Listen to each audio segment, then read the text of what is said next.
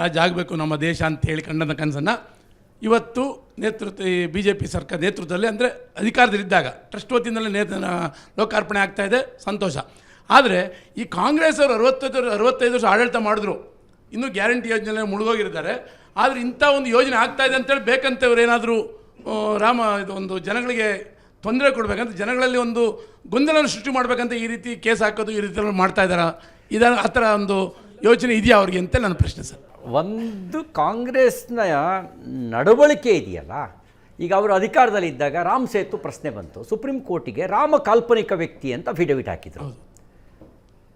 ರಾಮ ಕಾಲ್ಪನಿಕ ವ್ಯಕ್ತಿ ಅಂತ ಅಫಿಡವಿಟ್ ಹಾಕಿದ್ರಿಂದಾಗಿ ಅವರಿಗೆ ರಾಮ ಕಾಲ್ಪನಿಕ ವ್ಯಕ್ತಿ ಅಂದರೆ ರಾಮ ಇರಲೇ ಇಲ್ಲ ಅಂತ ಅವ್ರ ಹೇಳಿಕೆ ಪ್ರಕಾರ ಅವ್ರ ನಡವಳಿಕೆ ನಮಗೆ ಅನುಮಾನವನ್ನು ಮೂಡಿಸುತ್ತೆ. ಈಗ ಅವ್ರು ಹೇಳ್ಬೋದು ಇನ್ಸಿಡೆಂಟ್ ಅಂತಲೇ ಅನ್ಬೋದು, ಈ 31 ಈಗಲೇ ಯಾಕೆ ತೆಗೆದ್ರು ಅನ್ನೋದು ಅವ್ರ ಮೇಲೆ ಒಂದು ಸಂಶಯಕ್ಕೆ ಕಾರಣ ಆಗತ್ತೆ. ಈಗ ಟ್ರ್ಯಾಕ್ ರೆಕಾರ್ಡ್ ಹಂಗಿದೆ ಅಂತ, ಅವ್ರ ಟ್ರ್ಯಾಕ್ ರೆಕಾರ್ಡ್ ಹಂಗಿದೆ. ಓಕೆ, ಈಗ ಅವ್ರ ಟ್ರ್ಯಾಕ್ ರೆಕಾರ್ಡ್ ಹಂಗಿರೋದ್ರಿಂದ ಅನುಮಾನ.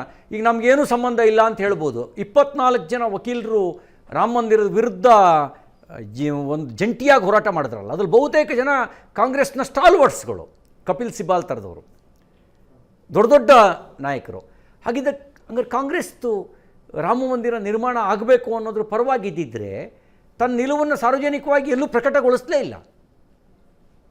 ಇವತ್ತು ಅನಿವಾರ್ಯ ಇದೆ ಅವರಿಗೆ, ಹಿಂದುತ್ವದ ಜಾಗೃತಿ ಆಗಿರೋ ಕಾರಣಕ್ಕೆ, ಹಿಂದೂ ಅನ್ನೋ ಭಾವದ ಜಾಗೃತಿಯ ಕಾರಣದಿಂದಾಗಿ ಅವರಿಗೆ ಒಂದು ಅನಿವಾರ್ಯತೆ ಇದೆ. ಹಾಗಾಗಿ ನಾನು ಹಿಂದೂ ಅಂತ ಹೇಳ್ಕೊಳ್ತಾರೆ. ಈಗ ನಾನು 365 ಕುಂಕುಮ ಇಡ್ತೀನಿ, ಅವ್ರು ಎಲೆಕ್ಷನ್ ಟೈಮಲ್ಲಿ ಉದ್ದನಾಮ ಹೇಳ್ಕೊಂಡು ಬರ್ತಾರೆ, ದೇವಸ್ಥಾನಗಳಿಗೆ ಅಡ್ಡಾಡ್ತಾರೆ.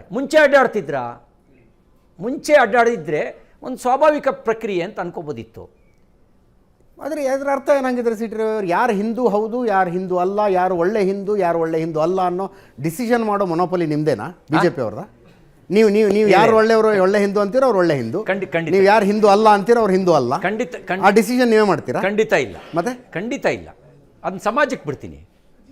ಈಗ ನಾನು ಹೆಂಗೆ ಹೇಳಿ, ನಾನು ಹೇಳಿದ್ರೆ ನನ್ನ ಅಭಿಪ್ರಾಯ, ಸಮಾಜ ಹೇಳಿದ್ರೆ ಸಮಾಜದ ಒಟ್ಟಭಿಪ್ರಾಯ. ನಮ್ಮಲ್ಲಿ ದೇವರಿಗೆ ಕನೆಕ್ಟ್ ಆಗೋದಕ್ಕೆ ವ್ಯಕ್ತಿಗತವಾಗಿ ಕನೆಕ್ಟ್ ಆದರೂ ಸಾಕು, ನಮ್ಮಲ್ಲಿ ವ್ಯಕ್ತಿಗತವಾಗಿ ಕನೆಕ್ಟ್ ಆದರೂ ಸಾಕು. ಮತ್ತು ಸಮಾಜಕ್ಕೆ ಸೇವೆ ಮಾಡೋದು, ಆ ಸೇವೆಯನ್ನು ಎಲೆಮರೆ ಕಾಯ್ತಾರೆ ಮಾಡೋದು ಶ್ರೇಷ್ಠ ಅಂತ ಹೇಳುತ್ತೆ ನಮ್ಮಲ್ಲಿ.